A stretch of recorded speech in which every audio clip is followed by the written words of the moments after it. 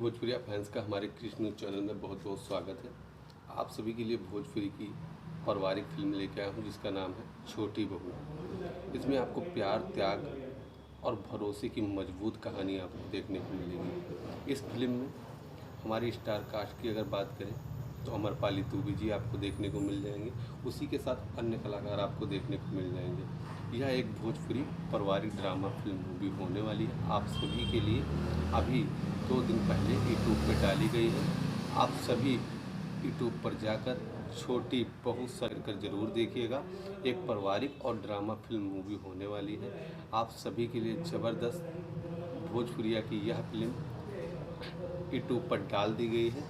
आप लोग अपना इसको प्यार दुलार देके और भोजपुरी फिल्म को एक हिट करें। और इसमें आप कॉमेडी और पारिवारिक कहानी से भरपूर यह फिल्म होने वाली है।